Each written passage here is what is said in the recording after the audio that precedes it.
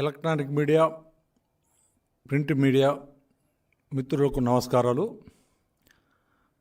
జగన్మోహన్ రెడ్డి పాలన 4 సంవత్సరాల 10 నెలలు. ఈ 4 సంవత్సరాల 10 నెలల పాలనలో గిరిజనులపై దాడులు, అక్రమ కేసులు, గిరిజనులకు సంబంధించిన నిధులు దారి మళ్లింపు. అయితే జగన్మోహన్ రెడ్డి ఒక కంకణం కట్టుకొని, ఒక ఎజెండా పెట్టుకొని గిరిజనులపైన హత్య రాజకీయాలు చేస్తూ ఉన్నారు. మొన్న మీరు చూశారు, పల్నాడు జిల్లా రంటచింతల మండలం మల్లవరం గ్రామంలో ఒక గిరిజన మహిళ త్రాగటానికి మంచినీళ్ళు అడిగితే ఆమెను ట్రాక్టర్తో తొక్కించి హత్య చేశారు. అదేవిధంగా గత 2 సంవత్సరాల క్రితం అదే పల్నాడు జిల్లా నకరికల మండలం శివాపురం తండాలో మంత్రిబాయి అనే మహిళను అప్పు అడగటానికి పోయిన శ్రీనివాసరెడ్డి అప్పు లేదని ట్రాక్టర్తో తొక్కించి హత్య చేశాడు. అదేవిధంగా ఈ ప్రభుత్వం వచ్చిన తర్వాత గిరిజనులపైన దాడులు చేయాలి, దౌర్జన్యాలు చేయాలి, మాట్లాడితే కేసులు పెట్టాలి. 6 నెలల క్రితం ఒంగోలు రిమ్స్ మెడికల్ కాలేజీ దగ్గర నవీన్ అనే యువకుణ్ణి నోట్లో మూత్రం పోసి వివక్షరహితంగా కొట్టి నెల తర్వాత కేసు బుక్ చేశారు. ఈ జగన్మోహన్ రెడ్డి పాలనలో గిరిజనులు స్వేచ్ఛగా బతికే హక్కు లేదు. అభివృద్ధి అనేది గాలికి వదిలేశారు. నిరుద్యోగులు నిరుద్యోగమే ఉన్నారు. గిరిజనులకు సంబంధించిన నిధులు పక్కదారి మళ్లిస్తూ ఉన్నారు. బ్యాక్లాగ్ పోస్టులు భర్తీ చేయమని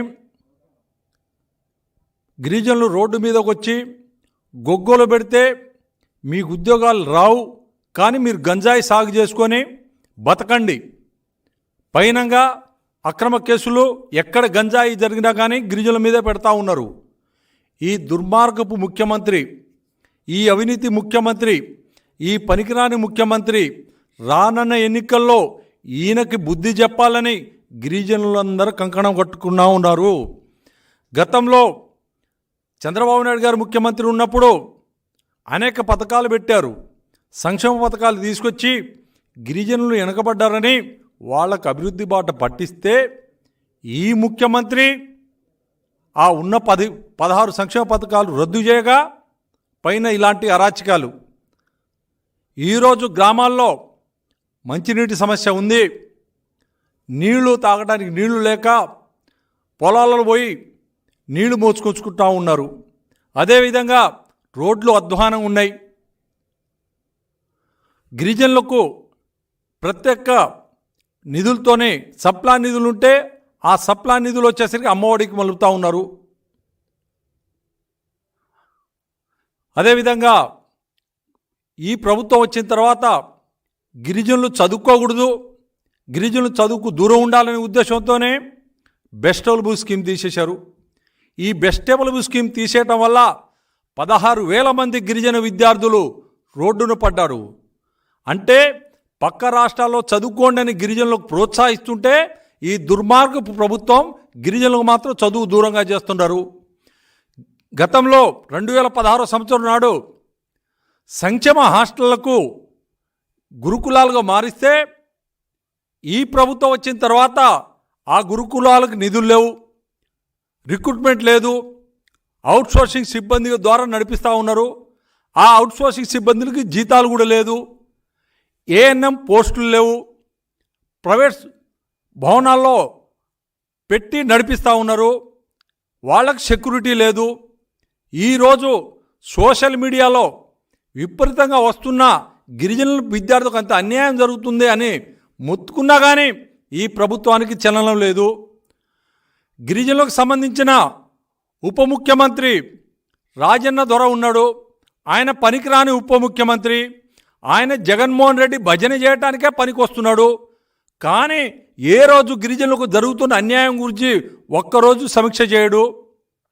ఎందుకంటే ఈయన అవినీతిపరుడు, అధికారుల దగ్గర డబ్బులు తీసుకొని పోస్టింగ్ ఇచ్చిన వ్యక్తి, అర్హత లేని వ్యక్తులకు కూడా పోస్టింగ్ ఇచ్చారు.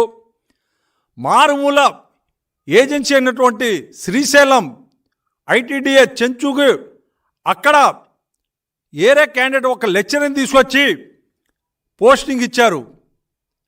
ఆయన పిఓ పోస్టుకు అర్హుడు.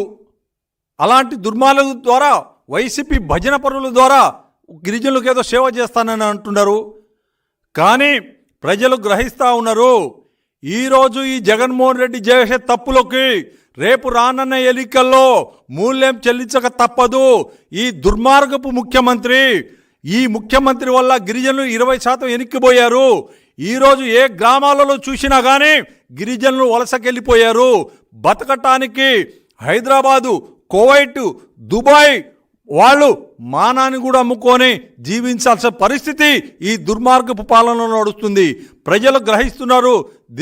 గిరిజనులు అమాయకులని చిన్న చూపుకు చూడండి. జగన్మోహన్ రెడ్డి గారు రాబోయే ఎన్నికల్లో ఈ ప్రభుత్వానికి తప్పక మూల్యం చెల్లిస్తారు. అదేవిధంగా గత సంవత్సరం క్రితం మాచెల్ల మండలం మన చెంచు కాలనీలో 3 యువకులు ఒక గిరిజన మహిళ నీలాబాయిని అత్యాచారం చేసి హత్య చేస్తే ఆ కేసే లేకుండా పోయారు. వైఎస్ఆర్ పార్టీ వాళ్ళు ఏం చేసినా నడుస్తుంది. వాళ్ళకి ఇచ్చాడు జగన్మోహన్ రెడ్డి ఏంది ట్రాక్టర్లు.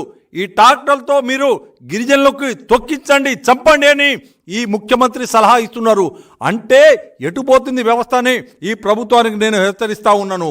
గతంలో 500 జనాభా గల తండాలకు, గూడాలకు చంద్రబాబు నాయుడు గారు ప్రత్యేక పంచాయతీ చేస్తే ఈ ముఖ్యమంత్రి వచ్చిన తర్వాత నిధులే ఆపేశాడు. ఈరోజు నిధులు లేని పంచాయతీ గిరిజన గ్రామాల్లో చెప్పుకోవటానికే ప్రత్యేక పంచాయతీ. ఎటువంటి అభివృద్ధి కార్యక్రమాలు లేదు, అభివృద్ధి చేయాలనే ఆలోచన లేదు ఈ ప్రభుత్వానికి. బ్యాక్లాగ్ పోస్టు బ్యాక్లాగ్నే ఉన్నాయి. ఈరోజు ఈ ప్రభుత్వానికి చూసి అసహించుకుంటున్నారు చాలామంది. కానీ మేము ఒకటే కోరేది, జగన్మోహన్ రెడ్డి గారు ఒళ్ళు దగ్గర పెట్టుకొని మీ ప్రభుత్వం మీరు పనిచేయాలి. గిరిజనులకు మీద దాడులు చేస్తే మీరు ఉపేక్షించేది లేదు. ఈ ప్రభుత్వం మీద రేపు రానున్న ఎన్నికల్లో ఖచ్చితంగా తిరగబడతాం. ఈ ప్రభుత్వం చేసే దుర్మార్గాలకు ప్రజల్లో తీసుకెళ్ళి మనం చేయాల్సిన విధంగా చేస్తామని ఈ ప్రభుత్వానికి హెచ్చరిస్తూ, అదేవిధంగా వాళ్ళకి ఎట్లా ఆదుకోవాలనే, వలసకపోయినా గిరిజనులకు ఆదుకోవాలనే ఆలోచనే లేదు. మారుమూల పల్లెటూళ్ళలో గిరిజనులకు కల్తీ విత్తనాలు ఇస్తున్నారు. అక్కడ వాళ్ళు విత్తనాలదారు వాళ్ళు వచ్చేసరికి కల్తీ విత్తనాలు పెట్టి వాళ్ళు పంటలు సరిగ్గా పండక అవస్థలు గురవుతూ ఉన్నారు. ఎప్పటి నుంచో సాగు చేసుకున్న అడవి హక్కుల చట్టం, ఆ చట్టం భూములకి వైఎస్ఆర్సీపీ పార్టీ వాళ్ళకే తూతూ మంత్రం ఇచ్చి సరైన గిరిజనులకు ఇవ్వలేదు. ఏందంటే మీరు తెలుగుదేశం మా పార్టీ వాళ్ళకే మేము ఇస్తామని వాళ్ళు చెప్పడం జరిగింది. ఈరోజు కూడా ఈ ప్రభుత్వం గిరిజన జీవితాలతో ఆటలాడుకుంటూ ఉంది. ఏందంటే గత ఎన్నికల్లో 87% వైఎస్ఆర్సీపీకి పాటేస్తారు. వీళ్ళ మీద ఎట్లు దౌర్జన్యాలు చేస్తున్నా కానీ మనకే చేస్తారు, ఓట్లేస్తారు గిరిజనులని అహంభావంతో ఉన్న ఈ జగన్మోహన్ రెడ్డి గిరిజనులంతా పిచ్చోళ్ళు కాదు. రేపు రానున్న ఎన్నికల్లో గిరిజనుల తడాక చూపించాల్సిన అవసరం ఎంతనా ఉందని, అదేవిధంగా ఈ ప్రభుత్వం ఉద్యోగాలకి ఎటువంటి ఇదే లేదు. నిరుద్యోగులకు మోసం చేస్తూ ఉన్నారు. ఉద్యోగస్తులకి వాళ్ళకు కూడా మోసం చేస్తూ ఉన్నారు. వాళ్ళకు సంబంధించిన వాళ్ళకు సామాజిక వర్గాల వాళ్ళకి మంచి మంచి పోస్టింగ్ ఇస్తూ ఉన్నారు. గిరిజనులకు మాత్రం అసలు పోస్టింగ్ ఊసేలేదు. ఇలాంటి ప్రభుత్వం మీద రేపు రానున్న ఎన్నికల్లో తగిన రీతిలో బుద్ధి చెప్పి మేము వాడవాడ గ్రామాలు తిరిగి ఈ దుర్మార్గపు ముఖ్యమంత్రి చేసే అరాచకాలనికి ప్రతిగట్టి రేపు రానున్న ఎన్నిక తెలుగుదేశం పార్టీ గెలవాల్సిన అవసరం ఎంతనా ఉందని ఈ సభాముఖాన్ని సెలవు తీసుకుంటాను. జై హింద్.